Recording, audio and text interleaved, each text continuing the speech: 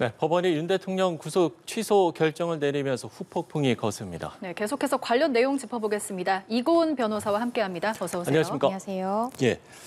자, 서울중앙지법 형사합의 25부 오늘 윤 대통령이 낸 구속 취소 청구를 인용했습니다. 일단 재판부의 판단을 어떻게 좀 보셨어요? 재판부의 결정이기 때문에 당연히 존중되어야 한다라는 점은 제 생각도 동일하고요. 예. 다만 이제 오늘 내려온 이 구속 취소 결정에서의 근거 내용이 앞으로 이제 법조계에 굉장히 큰 영향을 미칠 것으로 생각이 든다라는 생각이 들었습니다. 예. 특히나 구속 기간을 계산하는 방법이 이 종래 검찰이 채택했던 방법과는 다른 방법들을 이제 재판부가 이야기함으로써 검찰로서도 지금 즉시항고 여부를 굉장히 고심할 것으로 보여지는데 이 산입 방법, 그러니까 오늘 이 법원이 이야기하고 있는 산입 방법, 특히 시간으로 계산해야 된다라는 부분에 대해서 검찰이 받아들인다면 지금까지 구속됐던 피의자와 피고인에 대해서는 모두 날로 계산을 했을 것이거든요. 그럼 네. 대거 이 구속 취소 청구가 잇따를 수도 있다라는 가능성까지 볼 때 이 결정이 미칠 파장이 굉장히 크지 않을까라고 조심스럽게 추측을 해봅니다. 네. 계산 방법에 대해서는 저희가 좀 자세하게 차후에 질문을 드리겠습니다. 피고인이 구속 취소를 청구하는 것도 사실 이례적인 일이었잖아요. 신문을 거쳐서 이렇게 인용 판결이 나오는 경우도 이례적인 일이라고 하는데 실제로 이런 경우가 좀 많이 드문가요? 네, 굉장히 드물고 저는 사실 처음 보았습니다. 그 이유는 이 구속이 됐다라는 것은 법원이 발부한 영장에 의해서 구속이 되는 것이 통상적이지 않습니까? 예. 원칙적으로 이제 법원이 구속영장을 발부했다라고 했을 때는 구속 사유가 있기 때문에 영장을 발부하는 것인데 그런데 영장을 발부한 법원이 다시 영장을 구속을 취소한다라는 것은 굉장히 이례적이죠. 예. 물론 영장을 발부한 판사와 구속 영장에 대한 이 구속에 대한 취소 여부를 결정하는 판사는 다르지만 그래도 보통 판사가 다르더라도 법원의 결정을 보통 존중하는 결정을 내는 것이 통상적이다라는 것을 봤을 때 구속 취소 청구를 인용한다라는 것은 좀 이례적인 것은 맞다라고 보여집니다. 예. 법원이 이런 결정을 한 배경, 의심스러울 때는 피고인의 이익으로라는 이 형사사법 절차의 원칙에 따른 기준이 있다라고 하던데 이 부분은 어떤 의미인지 좀 더 자세하게 설명을 해주신다면요. 네, 의심스러울 때는 피고인의 이익으로라는 것은 사실은 형사법의 대원칙이자 대전제죠. 그런데 이러한 문구가 나온 맥락으로는 예. 오늘 이 구속 취소 결정이 사실은 윤 대통령이 주장한 부분에 대해서 대부분 재판부가 받아들인 것으로 보여지거든요.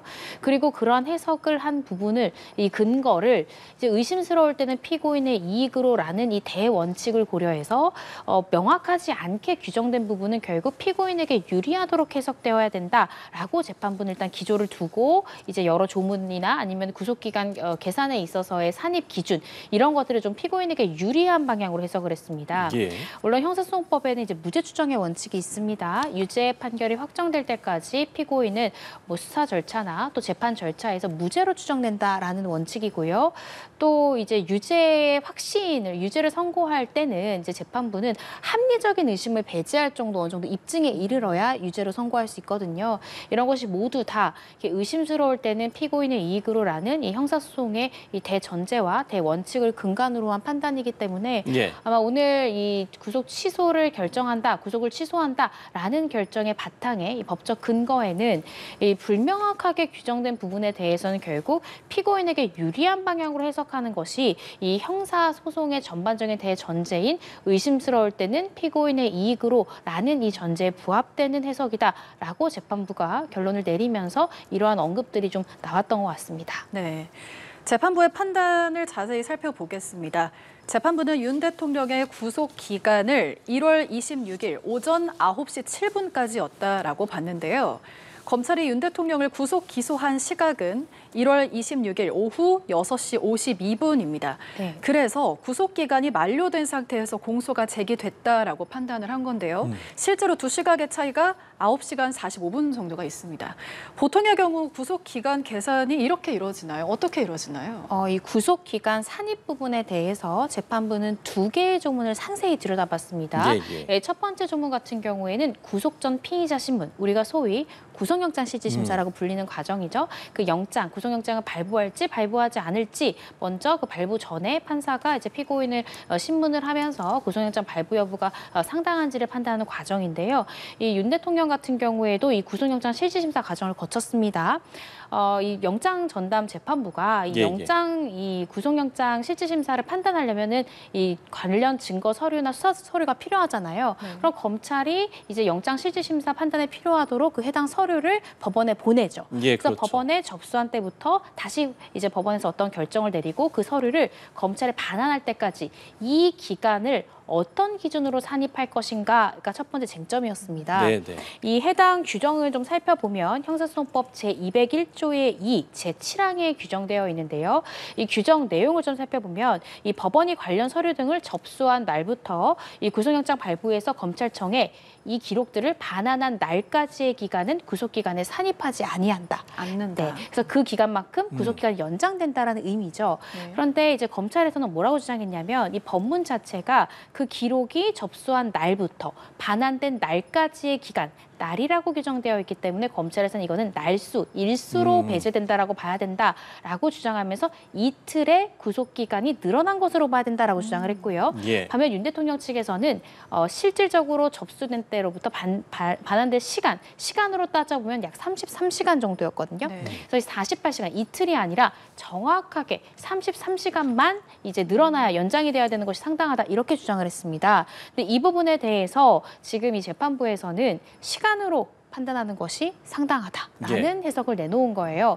근데 이 부분에 대해서는 차후에 이제 논란이 될 수 있는 부분이 무엇이냐면 저도 검사로 재직을 하면서 이 구속 기간을 이제 계산을 할 때 다 날수로 계산했지 시간으로 계산한 적은 없거든요. 그래서 윤 대통령뿐만 아니라 이 다른 피의자나 피고인, 현재 구치소에 있는 이제 이 관련 이 피의자나 피고인들 같은 경우에도 다 검찰은 동일한 이 날수, 일수를 기준으로 해서 구속 기소한 피해자 피고인들이 다수일 것이거든요. 그래서 지금 검찰에서는 그간 계속해서 법원이든 검찰이든 이 법문 그대로 날수, 일수로 계산해서 구속기간 불산입하는 그 기간을 계산을 했는데 갑작스럽게 이제 시간이라는 부분을 이제 이 재판부에서 근거로 들었기 때문에 아마 이 부분에 대해서도 현재 즉시항고를 고심한 한 가지 쟁점이 될 것 같고요.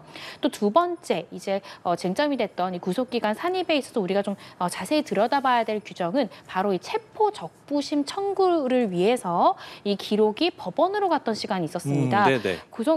윤석열 대통령에 대해서 체포된 직후에 윤석열 대통령은 이 체포영장 자체가 적법하지 않다라면서 이 적법 여부를 다투기 위해서 적부심 청구를 했었거든요. 그 적부심을 청구했을 때 그 해당 기록이 역시나 법원에 오간 그 시간이 10시간이 있었습니다. 그 10시간을 검찰에서는 이 구속기간에 불산입되는 것이 맞다. 왜냐하면 우리가 그 해당 시간 동안은 그 기록이 법원에 가 있었기 때문에 수사를 할 수 없지 않았냐. 그래서 구속기간에 이 10시간이 늘어나야 돼. 연장이 되는 것이 상당하다라고 이야기를 했습니다. 그런데 오늘 이제 이 해당 재판부에서는 이 체포 적부심 청구를 위해서 기록이 법원을 오간 시간은 이 체포가 된 때로부터 48시간 내에 구속영장 청구 여부를 검찰이 결정을 해야 되거든요. 그 48시간 그 기간에는 영향을 주지만 구속기간, 이 검찰의 10일, 경찰의 10일, 이 구속기간에는 영향을 주지 않는다라고 판단을 했습니다. 근데 해당 조문을 좀 살펴볼 필요가 있는데 형사소송법 제214조의 2, 제13항입니다. 이 조문은 체포뿐만 아니라 구속 적부심 청구도 모두 다 규정하는 규정인데요. 이 법원이 수사 관계 서류 등을 접수한 때부터 이 적법한지 부당한지 부분에 대한 결정을 내린 후에 이 관련 서류를 검찰청에 반환할 때까지의 기간은 그 기간은 영장의 체포 및 이 긴급 체포의 그 기간, 제한 기간에는 산입되지 않고 또 경찰과 검찰의 구속 기간에도 산입되지 않는다라고 규정이 되어 있거든요. 그래서 이걸 두고 어떻게 해석하느냐에 이제 논란이 있는 것인데 검찰에서는 이 해당 기간이 구속 기간에도 산입되지 않는 것이 상당하다라고 봤던 반면 오늘 재판부에서는 체포 후에 48시간 내에 이 구속 여부를 결정해야 된다. 여기에만 영향을 미치는 것이지 이 검사의 구속 기간에는 영향이 없는 것으로 판단을 했습니다.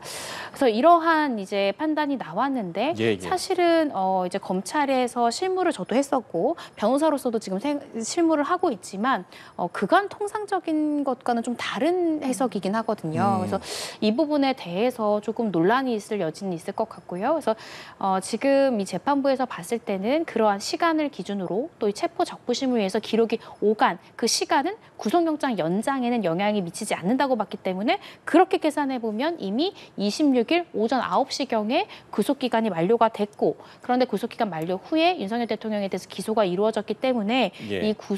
이 구속은 취소됨이 상당하다라고 판단을 내렸습니다. 아주 상세하게 잘 설명을 해주셔서 시청자 여러분들도 쉽게 좀 이해를 하실 것 같은데, 근데 이제 그 전에도 이렇게 그러니까 구속 기간이라든지 이 기간을 계산하는 데 있어서 시간으로 따져야 한다, 시간으로 계산해야 한다면서 문제 제기를 한 경우가 있는지 이 부분도 좀 궁금하거든요. 우리가 이제 보통 기간을 얘기할 때 뭐 예를 들어 뭐 초일불산임, 말일산임 이런 식으로 이제 일로 따지는데 과연 이걸 이제 시간으로 따져야 한다. 그 전에도 이런 문제 제기를 했던 적이 있었나? 이 부분도 좀 궁금한데요. 제가 아는 바로는 이런 부분에 대한 문제 제기가 있었던 케이스는 제가 아는 바는 없습니다. 그러니까 윤석열 대통령이 굉장히 또 구체적으로 이 부분을 지적을 한 것인데요. 예. 그런데 이렇게 어떻게 생각하면은 여러 가지 해석의 여지가 있을 때는 우리가 원칙으로 돌아가 사실 법 문헌 그대로로 이제 해석을 하는 것이 저는 더 원칙에 부합하는 것이 아닌가 싶거든요. 예. 그간 검찰에서 왜 일수로 계산을 했냐면 이 법문 자체가 제가 아까 말씀드렸듯이 이 해당 서류를 법원에 접수한 날부터 반환한 날까지라고 법문에 날이라고 규정되어 있기 때문에 예. 날을 시간으로 본다라기보다는 날을 일수로 보는 것이 더 법문에 충실한 해석이지 않습니까?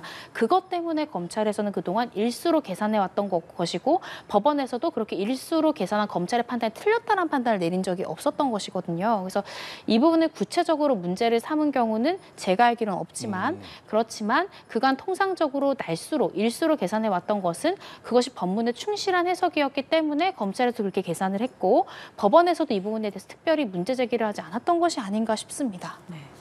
그동안 구속기간을 산정할 때 시간보다는 날로 이제 계산을 했다라고 말씀을 해주셨는데 체포 적부심 시간이 구속기간에 영향을 주지 않는다. 이것도 좀 이례적인가요? 그동안 없었던 일인가요? 네, 좀 이례적이라고 보여지고요. 이 체포 적부 심사에 들어간 이 10시간 32분이 구속기간 불산입에 포함되어야 되냐 아니냐가 굉장히 중요한 쟁점일 수 있습니다. 즉시항고가 되면. 왜냐하면 지금 이제 법원이 구속기간이 만료된 다음에 검찰이 기소했다라고 본 시간이 9시간 45분이잖아요. 네. 그런데 이 체포 적부심을 위해서 소요됐던 이 10시간이 구속기간 불산입에 해당이 된다라고 판단이 내려지면 구속기간 내에 기소한 게 되는 거거든요. 그래서 이건 또 굉장히 중요한 쟁점이 즉시항고가 된다면 굉장히 중요한 쟁점이 될 수 있고요. 즉시항고를 떠나서 만약에 석방이 된다 하더라도 윤석열 대통령이 현재 기소된 상태지 않습니까? 네. 그럼 형사재판 과정 중에도 아마 구속 취소 결정이 내려왔던 이 쟁점에 대해서 분명히 윤석열 대통령은 주장을 할 것입니다. 왜냐하면 이 공소제기 자체가 절차에 위배된 경우에는 공소 기각 판결을 내려야 되거든요. 그래서 윤석열 대통령은 아마 1심 재판 과정 중에 내란죄에 해당되지 않는다라는 실체적 주장도 하겠지만 이 절차적으로 이 공소제기 자체가 절차에 위배됐다라는 주장을 하면서 구속기간 자체를 또 문제 삼을 가능성도 있기 때문에 예. 아마 검찰에서는 계속해서 이 쟁점을 두고 윤석열 대통령 측과 대립할 가능성이 저는 있다라고 생각이 듭니다. 네. 예.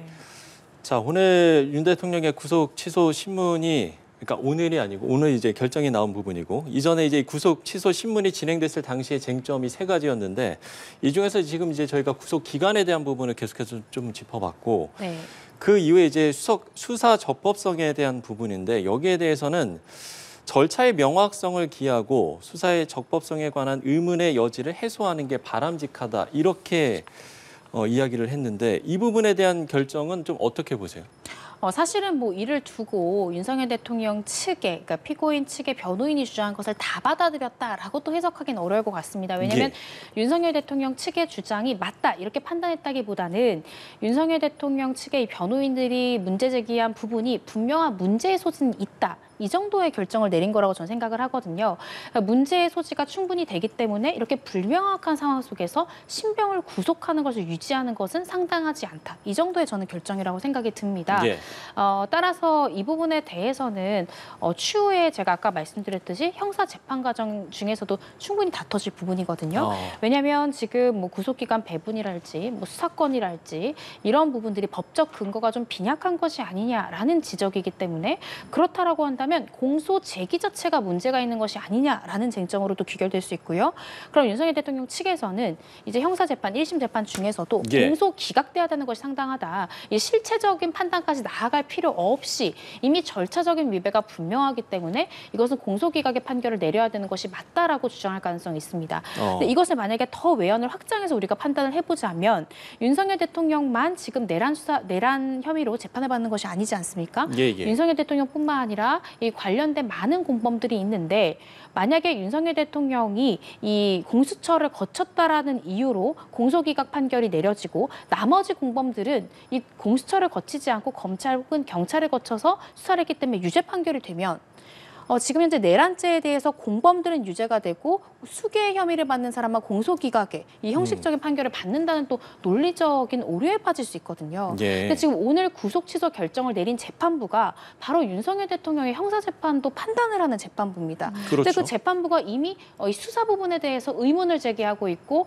이 부분에 대해서 구속 부분에 대해서도 여러 가지 문제점이 있다. 공수법도 명확하지 않다라는 이야기를 하고 있기 때문에 그렇다라고 한다면 1심 재판에서도 과연 공소기각 판결하는 것이 맞지 않는가라고 재판부가 또 동일한 고민점에 빠지는 것이 아닌가라고 저는 이 결정문을 보고 좀 개인적으로 생각을 했고요. 이 부분은 좀 더 지켜봐야 될 것 같습니다. 그러면 지금 그 말씀은 이게 이제 같은 재판부이기 때문에 1심 재판부와 그러면 공소기각 가능성도 지금 있다라고 보시는 건가요? 어떻게 봐야 되는 겁니까? 윤석열 대통령 측에서는 공소기각이 주장을 예. 당연히 할 것이고 피고인이 주장을 하면 법원은 당연히 판단을 해야 됩니다. 예. 그렇기 때문에 이 부분은 쟁점으로 떠오를 수밖에 없는 것이고요. 그래서 아마 검찰에서는 여러 가지 지금 난제들이 더 추가적으로 생긴 것이 이 구속 취소 결정 아마도 검찰에서 예상을 못했을 것 같습니다. 예. 그렇기 때문에 지금 즉시항고를 두고도 검찰에서 계속 이렇다 할 뚜렷한 지금 결론을 아직까지 발표하지 입장을, 아마 예상을 했다면 준비된 부분에서 1안, 2안이 있었을 텐데 아마 이 부분에 대해서 예상을 못했기 때문에 지금 고심을 거듭하는 것으로 저는 보고 있는데요. 아마 1심 재판 과정에서도 검찰에서는 지금 이 해당 재판부가 이 수사권 또 이 관련 법, 또 공수처의 수사 이 부분에 대해서 많은 의문점을 가지고 있기 때문에 1심 과정 중에 윤석열 대통령의 행위가 내란죄에 해당된다라는 입증뿐만 아니라 이 수사 자체가 적법하다라는 것도 판사의 의심을 덜어내지 못한다면 유죄 판결 받기가 어려울 수 있습니다. 그래서 아마 검찰에서는 지금 이 구속 취소 결정이 또 입증해야 되는 하나의 또 형식 요건이 늘어난 것이거든요. 또 굉장히 고심을 할 수 있고 굉장히 난제에 빠졌다라고 또 판단해 볼 수 있을 것 같습니다. 네. 윤 대통령 구속 취소 신문의 쟁점 3가지 저희가 말씀드리고 있는데요. 구속 기간, 수사 적법성, 그리고 증거 인멸 가능성입니다. 그런데 법원이 증거 인멸에 대해서는 판단하지 않았습니다. 이거 어떤 의미라고 보세요? 일단은 형식적 요건, 절차적 요건에서 위배함이 상당하기 때문에 더 이상의 판단에 나아가진 않았다라고 보여지고요. 일단 이 구속 취소 결정문을 좀 보면 일단 구속 기간 산입 부분에 대해서 문제가 있다라고 이제 한번 판단을 했고요. 그리고 구속 기간에 문제가 없다 하더라도 이제 이 수사의 적법성 부분에 대해서 충분히 의문을 품을 수 있기 때문에 구속 취소가 상당하다. 여기서 판단이 멈췄습니다. 그 말은 이 2가지 부분에 대해서 모두 문제가 있다라고 판단했기 때문에 3번째 쟁점일 수 있는 증거인멸 우려까지는 나아가지 않은 것이 아닌가 싶고요. 네, 그렇다라고 보여집니다. 그리고 증거인멸 부분에 대해서 검찰이 주장했던 바는 잠깐 짚고 넘어간다면 윤석열 대통령이 현직 대통령 신분이기 때문에 만약에 불구속 상태라고 한다면 이 중요 공범이나 중요 증인들과 접촉을 해서 이 진술을 회유할 가능성, 또 증언을 회유할 가능성이 좀 농후하지 않냐라는 부분을 들었거든요. 그래서 여기 판단까지는 지금 이 결정문에선 재판부가 어떠한 판단도 내놓지 않은 그런 상황입니다. 지금 저희가 이제 대담을 나누는 중에 지금 속보가 들어왔습니다. 검찰 특별수사본부에서 알려온 내용인 것 같은데요. 윤 대통령의 구속 취소와 관련해서 지금 검토 중이고 또 이제 검토한 후에 결정이 된다면 관련 내용을 전달할 예정이다. 그러니까 즉시 항고를 할지 그러니까 이제 석방 지휘를 하게 되는 건지 이 부분을 지금 검토하고 있다라고 보면 되겠습니까? 네, 그렇습니다. 그러니까 즉시 항고 여부를 굉장히 고민할 것 같은데요. 예. 이후에 저희가 또 이제 상세하게 또 풀어볼 쟁점이기는 그렇죠. 하지만 이 구속 취소 결정에 대해서 과연 즉시 항고하는 것이 헌법에 위배되는 것은 아닌가에 대한 또 고민점이 있거든요. 예, 윤 대통령 네. 측에서도 그 만약에 즉시 항고를 하게 된다면 위헌 요소가 이렇게 이야기를 했잖아요. 위헌 요소가 있다. 네, 그렇습니다. 그렇게 이야기했던 것이 이제 구속 집행정지에 대해서 검찰이 즉시 항고를 한 적이 있었는데 이때에 대해서 헌법재판소에서는 이러한 이 구속 집행정지에 대한 검찰의 이 즉시 항고는 위헌이다라고 판단한 바가 있습니다. 그러니까 구속 집행정지에 관해서는. 네, 그렇습니다. 구속 집행정지가 무엇인지 제가 잠깐 설명을 드린다고 하면 통상적으로 어떤 경우가 많냐면 피고인이 구속된 상태에서 모친이 돌아가거나 가족들이 이제 상을 당한 경우에 뭐 2일이나 3일 정도 좀 급하게 구속 집행정지를 신청하는 경우가 있습니다. 지금 이 위헌 결정이 났던 이 사례 또한 마찬가지였는데요. 2011년도에 어떤 성범죄를 저지른 피고인이 이 모친이 갑작스럽게 상을 당하면서 이틀 정도 구속 집행정지 신청을 했고 법원이 인용을 했습니다. 그런데 검찰에서 갑자기 즉시 항고를 하면서 이 피고인이 나갈 수가 없는 그런 상황이 됐던 겁니다. 네네. 그런데 사실 장례를 치를 수 있는 기간이 굉장히 짧잖아요. 네. 그래서 법원도 그 해당 딱 이틀에 대해서만 집행정지를 했는데 검찰이 즉시 항고를 하게 되면은 이 집행의 효력을 정지시킬 수 있기 때문에 나갈 수가 없는 상황에 처했습니다. 그래서 이 부분에 대해서 이 즉시 항고를 할 수 있다라는 규정이 위헌인 것은 아닌지 법원이 직권으로 위헌 법률심판 제청을 했던 그런 케이스였는데요.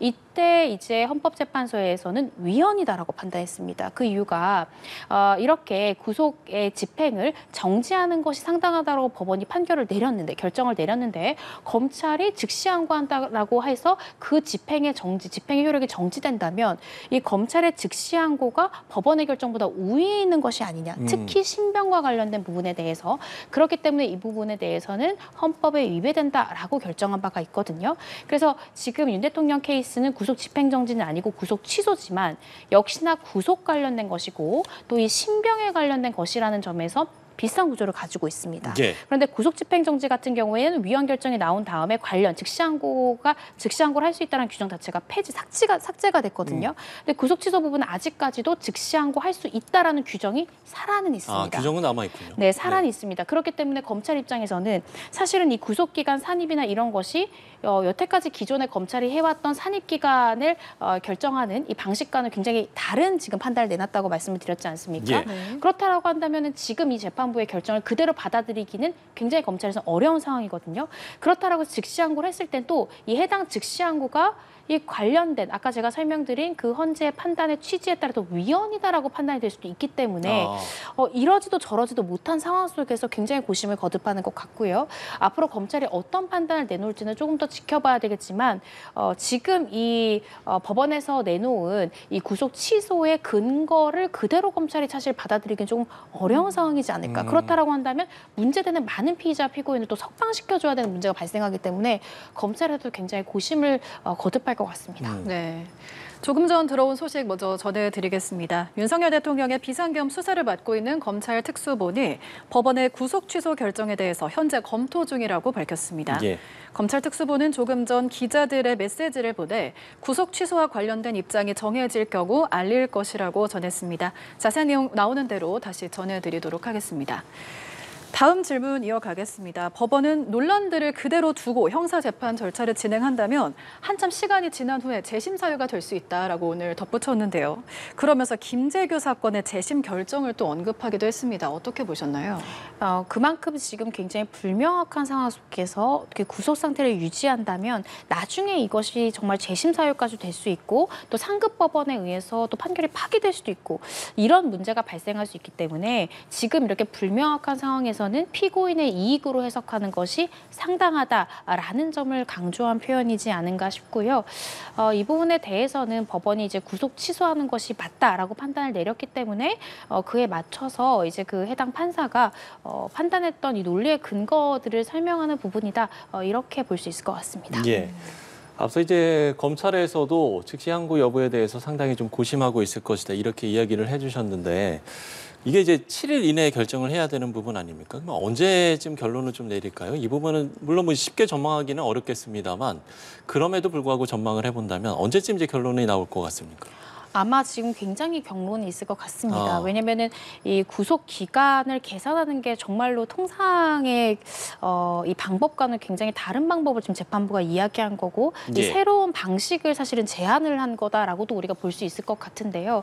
그래서 사실은 즉시 항고하는 것이 검찰의 입장에서는 상당할 것인데 위헌적 요소를 배제할 수 없기 때문에 여러 가지로 고심을 거듭할 것 같습니다. 언제 이 즉시 항고 부분에 대해서 결정이 나올지 저도 예상하기는 어렵지만 예. 그렇지만 빠르게 나와야 된다. 이 부분에 대한 의견을 드릴 수 있을 것 같습니다. 만약에 빠르게 나오지 않는다고 하면 불법 구금이다. 또 이런 주장도 나올 수 있기 때문에 만약 즉시 항고를 할 것이라면 내일이라도 내일 오전이라도 즉시 항고장을 제출하는 것이 맞다라고 생각이 들고요. 석방을 한다면 내일이라도 석방 지휘를 빠르게 하는 것이 상당하다고 보여지기 때문에 언제 할지는 저도 정확하게 예상하기는 어렵지만 신속하게 결정을 내려야 된다. 이 부분은 많은 분들이 공감하지 않을까 싶습니다. 예, 그러면 즉시 항고와 석방 지휘와 어떤 쪽이 조금 더 가능성이 높다라고 보시는지요? 검찰의 판단으로 따진다 본다면? 저도 사실은 어떤 뭐 결과를 예측하기는 굉장히 어렵고요. 그냥 제 개인적인 생각을 말씀드린다고 한다면 검찰에서는 즉시 항고에 좀 더 무게를 둘 가능성이 있지 않을까 싶습니다. 예. 제가 아까 말씀드렸듯이 구속 기간을 계산하는 방법이 그간 검찰이 이제 사용하던 방법과는 굉장히 다른 방법을 제시하고 있고요.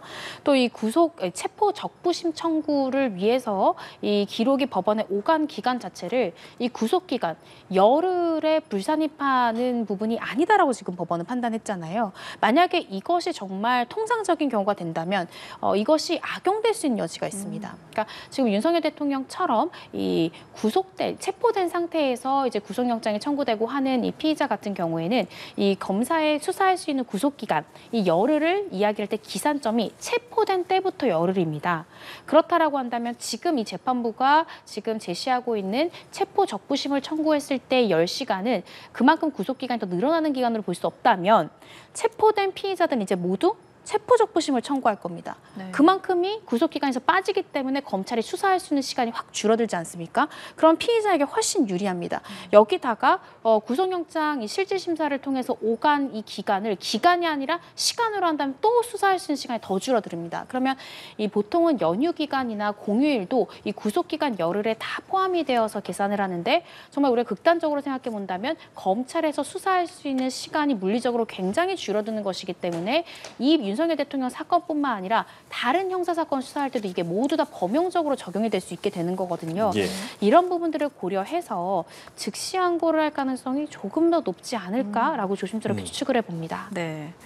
헌법재판소는 윤 대통령 탄핵 심판 최종 변론 이후에 열흘째 재판관 수기를 이어가고 있는데요.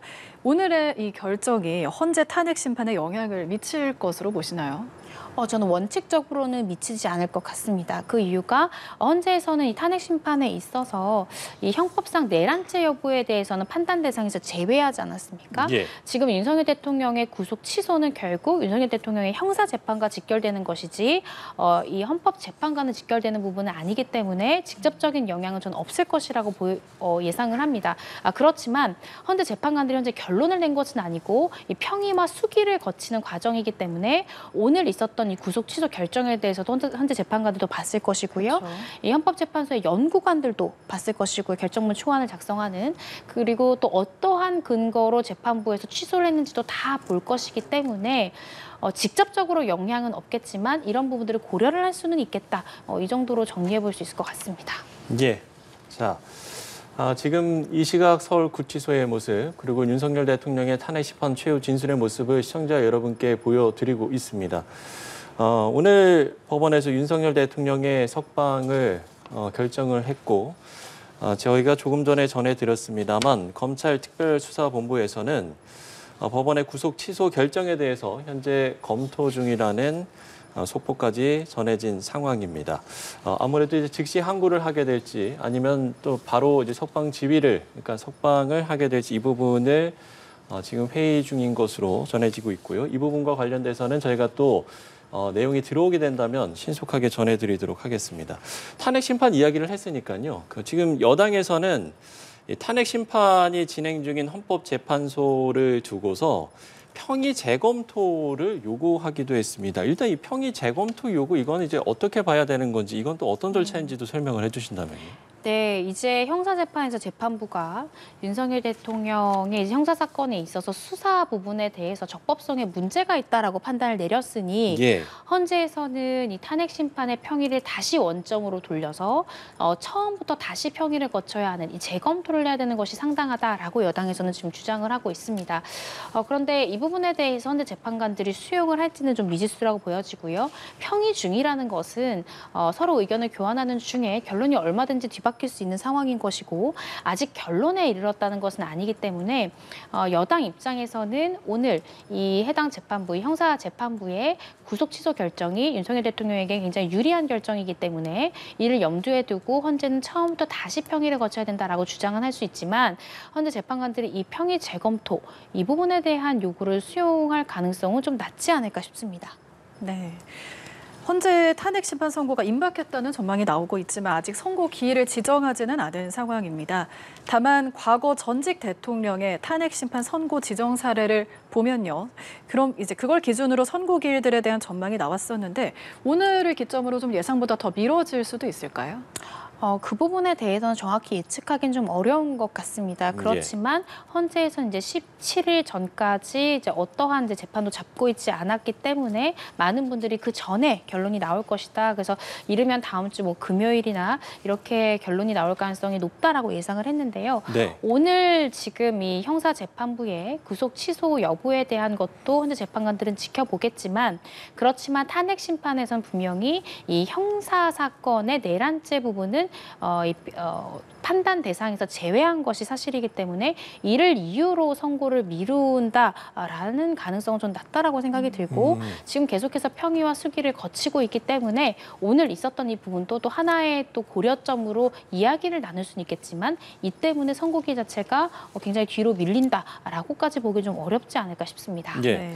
관련해서 공처의 수사를 문제 삼으면서 증거 분리 절차가 필요하기 때문에 윤 대통령의 탄핵 심판 선고 역시 지연될 것이라는 이런 주장은 그럼 어떻게 보세요?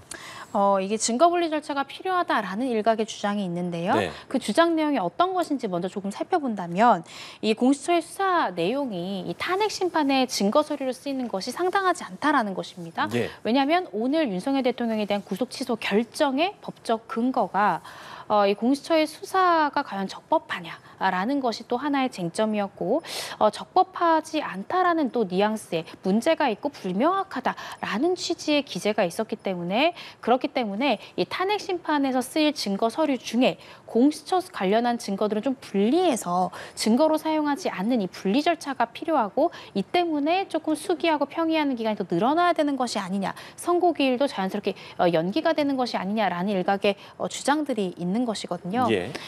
그런데 그 부분에 대해서는 현재 재판관들이 사실은 결정할 부분이기 때문에 우리가 뭐 판단하기는 조금 어려울 것 같고요. 또 많은 분들 아시겠지만 공수처에서 윤석열 대통령을 조사하지 못했습니다. 그래서 공수처의 증거라고 한다 하더라도 어떤 증거가 있을까라는 생각이 들기는 하거든요. 그래서 이 증거 분리 절차를 거친다 하더라도 그 윤석열 대통령이 다 진술을 거부했고 조사에 응하지 않았기 때문에 사실상 이를 이유로 선고기일이 연기되거나 이 탄핵 심판의 이 수기 과정이 더 길어진다 이렇게 보기는 좀 어렵지 않을까 싶습니다. 네. 법원이 검찰과 공수처의 수사, 기소 과정이 매끄럽지 않았다는 점을 지적한 셈이어서 이 부분을 둘러싸고 윤 대통령 측, 검찰 또 공수처 간의 공방이 이어질 걸로 보이는데요. 윤 대통령의 향후 형사 재판에 영향을 미치게 될지 이에 대해서는 어떻게 전망하시나요? 네, 영향을 미치게 될 가능성이 높습니다. 아까 네. 제가 말씀드렸듯이 오늘 윤석열 대통령의 구속 취소 결정은 윤석열 대통령에게 굉장히 유리한 방향의 결정인 것은 부인할 수 없습니다. 예. 따라서 윤석열 대통령 측의 변호인단도 오늘 이 구속 취소 결정이 나왔고 그 결정 취지에 따라서 아마 공소기각이 상당하다라는 주장을 1심 형사재판에서 계속 이어갈 것으로 보여지고요. 그렇다라고 한다면 이 수사의 적법성 부분도 또 윤석열 대통령 형사재판에 굉장히 중요한 쟁점으로 떠오를 것입니다. 그래서 이 부분에 대해서 검찰 그리고 공수처에서는 수사가 적법했다라는 것에 대해서 재판관들의 의문을 다 해소해줘야 되는 거거든요. 그래서 이 부분에 대한 공방이 계속 오갈 것이고 중요한 쟁점이 될 것이고요. 특히나 공수처에서는 저는 오늘 이 그 구속취소 결정문을 보면서 공수처에서 소명하고 이제 앞으로 형사 재판에서 조금 입증을 해야 되는 부분이 어떤 부분이 있냐면 지금 현재 그 결정문 내용을 보면 피고인 쪽, 그 윤석열 대통령 측에서 주장하고 있는 부분이 이 부분이 있습니다. 공수처에서 이 수사 권한을 가지는 것은 이 직권남용 부분은 수사권이 있지만 내란죄 부분에 대해서는 수사권이 없지 않느냐. 그런데 공수처에서는 계속해서 이 직권남용을 수사하다가 직접 관련성 있는 내란죄를 우리가 인지해 수사했다라고 주장은 하고 있는데 증거 기록 어디를 살펴보더라도 이 직권남용으로 처음에 수사가 시작됐고 이후에 이 내란죄로 인지한 것이다를 입증할 수 있는 증거가 없다는 겁니다. 이 말이 무엇이냐면 저도 검사로 재직을 하면서 경찰이 수사했던 이 제명으로 사건을 송치받았는데 수사를 거듭하다 보니까 다른 위법한 부분이 있으면 다른 제명으로 인지를 할 수 있죠. 관련 사건 인지를 할 수 있습니다. 이때는 관련 사건 인지 보고서라는 형식의 서류가 붙어야 되고요. 그리고 상부의 보고를 받고 결재를 득한 이 인지 보고서가 붙어야 됩니다. 그런데 아마 이런 부분들이 좀 누락되어 있는 것을 이 피고인 윤석열 대통령 측의 변호인이 지적한 것이 아닌가 싶고요. 그렇다라고 한다면 관련 사건으로 인지했습니다라는 공수처의 주장이 좀 흔들릴 수 있거든요. 그래서 만약에 정말로 직권남용으로 수사를 처음 시작했고 내란죄 부분을 인지를 한 것이라면 이를 입증할 수 있는 서류가 있는지 이 부분을 아마 1심 재판에서 적극적으로 공수처 쪽에서도 협조를 해서 검찰의 이 공소 유지에 도움을 줘야 될 것이라고 생각이 들고요. 검찰 같은 경우에는 관련 사건 인지서가 붙고 그 관련 사건을 인지할 때는 새로운 사건 번호가 부여가 됩니다. 그 죄명에는. 그래서 공수처에서도 그러한 절차를 밟았는지 밟았다면 이를 입증할 수 있는 서류를 1심 형사재판에 제출을 해야 수사의 적법성 입증에 좀 더 도움이 되지 않을까라는 생각이 듭니다. 예. 자, 지금 이제 그 부분을 짚어봤다면 저희가 그동안 이제 이 형사재판 그리고 이 형사사건과 관련해서 탄핵 심판에 미칠 영향을 짚어봤다면 반대로 이제 탄핵 심판 선고 결과가 조만간 이제 나올 것으로 보이기 때문에 그 결과가 형사 재판에도 영향을 또 미칠 가능성도 있습니까? 사실은 두 가지는 종류가 다르죠. 헌법재판, 형사재판.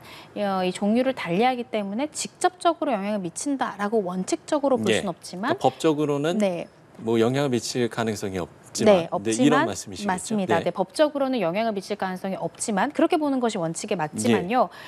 그렇지만 두 가지 종류를 달리하는 재판이 사실관계는 또 동일합니다. 12월 3일에 있었던 비상계엄 선포 그리고 비상계엄 선포 후에 있었던 윤석열 대통령이랄지 김명현 전 국방부 장관이랄지 이제 여러 관련된 공범들이 지시했던 내용들 이런 것이 과연 내란죄에 해당하느냐 혹은 위헌 위법하냐 이것이기 때문에 결국 동일한 사실관계를 다투는 것이거든요. 그래서 이것이 원칙적으로는 서로 영향을 미치지 않는 것이 맞지만 그렇지만 동일한 사실관계를 이기 때문에 어떤 결정이 나왔을 때 그 결정에 이를 때까지 법적인 판단과 근거가 있지 않겠습니까? 그 근거는 서로 영향을 미칠 가능성이 아예 없다라고 볼 수는 없을 것 같습니다. 그래서 양자의 판단이 어느 정도는 영향을 미칠 가능성이 있고요. 특히 사실관계 판단에 있어서는 어느 정도 영향을 미칠 가능성을 배제할 수는 없다. 이렇게 볼 수 있을 것 같습니다. 네. 이번 재판부의 결정이 윤 대통령 내란 우두머리 혐의에 대한 판단을 한 건 아닙니다. 앞으로 형사재판에서는 어떤 부분이 이제 가장 큰 쟁점이 될까요? 저는 이 내란죄에 해당하느냐 해당하지 않느냐에 대해서도 윤석열 대통령이 치열하게 다투겠지만요. 오늘 이 구속 취소 결정을 내린 재판부가 윤석열 대통령의 형사재판도 담당을 합니다. 그런데 그 재판부가 이 수사의 적법성에 의문을 품었습니다. 그것은 분명하거든요. 그렇다라고 한다면 특히 윤석열 대통령에 대한 이 형사재판에서는 공소기각이 되느냐 이 부분도 굉장히 중요한 쟁점이 될 것 같습니다.